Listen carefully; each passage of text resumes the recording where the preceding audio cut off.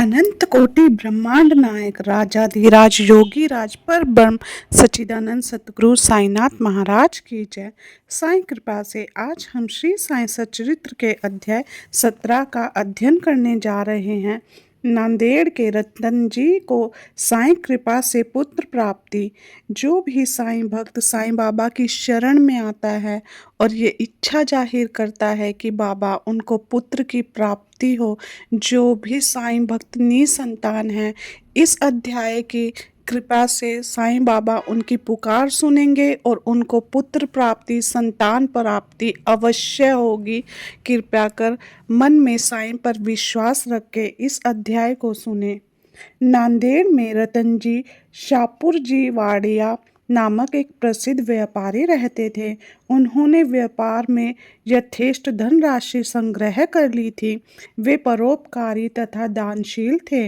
उन्हें लोग अत्यंत सुखी समझते थे, किंतु दीर्घ काल तक भी संतान न होने के कारण वे चिंता में निमग्न रहते थे। वे मन कहते कि क्या ईश्वर की मुझ पर कभी दया न होगी, क्या मुझे कभी पुत्र की प्राप्ति नहीं होगी। उन्हें भोजन से भी अरुचि हो गई। पुत्र की प्राप्ति कब होगी, यही चिंता उन्हें सदैव घेरे रहती थी।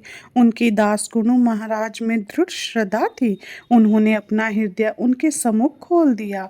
तब उन्होंने श्री साईं समर्थ की शरण में जाने और उनसे संतान प्राप्ति के लिए प्रार्थना करने का परामर्श दिया।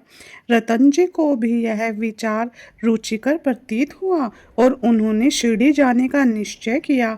कुछ दिनों के बाद वे शिरडी आए और बाबा के दर्शन कर सुखी हुए। उन्होंने एक सुंदर हार बाबा को पहनाकर बहुत से फल फूल भेंट किए। तत्पश्चात आदर सहित बाबा के पास बैठकर प्रार्थना करने लगे कि अनेक आपत्तिग्रस्त लोग आपके पास आते हैं और आप उनके कष्ट तुरंत दूर कर देते हैं। यही कीर्ति सुनकर मैं भी बड़ी आशा से आपके श्री चरणों में आया हूँ। मुझे बड़ा भरोसा हो गया है, कृपया मुझे निराश न कीजिए। श्री साईं बाबा ने उनसे 5 रुपये दक्षिणा मांगी, जो वे देना ही चाहते थे, परंतु बाबा ने पुनः कहा कि मुझे तुमसे 3 रुपये 14 आने पहले ही प्राप्त हो चुके हैं, इसलिए केवल शेष रुपए ही दे दो। यह सुनकर रतन जी असमंजस में पड़ गए। बाबा के कथन का अभिप्राय उनकी समझ में न आया। वे सोचने लगे कि मैं तो शिरडी पहली बार आया हूँ और यह बड़े आश्चर्य की बात है कि इतने 3 रुपये 14 आने पहले ही प्राप्त हो चुके हैं। वे यह पहेली हल न कर सके। वे बाबा के चरणों के पास ही बैठे रहे और शेष दक्षिणा अर्पित कर दी। उन्होंने अपने आगमन का कारण बतलाया और पुत्र प्राप्ति की प्रार्थना की। बाबा को उन पर दया आ गई। वे बोले कि चिंता त्याग दो, अब तुम्हारे दुर्दिन समाप्त हो गए। इसके बाद बाबा ने उदी देकर वट हस्त उनके मस्तक पर रखकर कहा कि अल्लाह तुम्हारी इच्छा पूरी करेगा। बाबा की अनुमति प्राप्त कर रतन जी नांदेड़ लौट आए और शिरडी में जो कुछ हुआ उसे दासगणों को सुनाया। दासगणों के लिए भी यह एक पहेली ही थी। बहुत दिनों तक वे इस पर विचार करते रहे। कई दिनों के पश्चात उन्हें स्मरण हुआ कि कुछ दिन पहले रतन जी ने एक यवन संत मौला साहेब को अपने घर आतिथ्य के रूप निमंत्रित किया था तथा इसके निमित्त उन्होंने कुछ धन व्यय किया था। मौला साहब नांदेड़ के प्रसिद्ध संत थे, जो कुली का काम किया करते थे।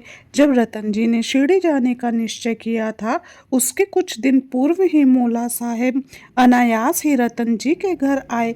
रतन जी उनसे अच्छी तरह परिचित थे तथा उनसे प्रेम करते थे, इसलिए उनके सत्कार में उन्होंने एक छोटे से जलपान की व्यवस्था भी की थी। दासगणों ने रतन जी से आतिथ्य के खर्च की सूची मांगी। तब यह जानकर सबको आश्चर्य हुआ कि खर्चा ठीक 3 रुपये 14 आने ही हुआ था, न इससे कम और न इससे अधिक। सबको बाबा की त्रिकाल यथा विदित हो गई। यद्यपि वे शिरडी में विराजमान थे, परंतु शिरडी के बाहर क्या हो रहा है इसका उन्हें पूरा पूरा ज्ञान था। रतन जी की साईं चरणों में प्रगाढ़ प्रीति हो गई। उपयुक्त समय पर उनके यहाँ एक पुत्र का जन्म हुआ, जिससे उनके हर्ष का पारावार न रहा। कहते हैं कि उनके यहाँ 12 संतानें हुई, जिनमें से केवल 4 शेष रही। बाबा ने राव बहादुर हरि विनायक साठे को उनकी पहली पत्नी की मृत्यु के पश्चात दूसरा विवाह करने पर पुत्र रतन की प्राप्ति होने की बात बतलाई थी। राव बहादुर साठे ने दूसरा विवाह किया। पहले 2 कन्याएं हुई, जिससे वे बड़े निराश हुए, परंतु तीसरी बार पुत्र प्राप्त हुआ। ओम साईं राम। साईं बाबा अपने भक्तों पे सदा इसी तरह कृपा रखना, और जो निसंतान है या जो पुत्र प्राप्ति की इच्छा से आपके दरबार में आते हैं, बाबा चाहे वो शिरडी आ पाएँ या ना आ पाएँ, अपने घर में ही आपके सच्चे मन से आपको पुकारे और आपसे संतान प्राप्ति की प्रार्थना करें, तो सदा बाबा उनकी प्रार्थना स्वीकार करना और अपने भक्तों पर कृपा रखना। ओम साईं राम। दक्षिणा लेने का रहस्य।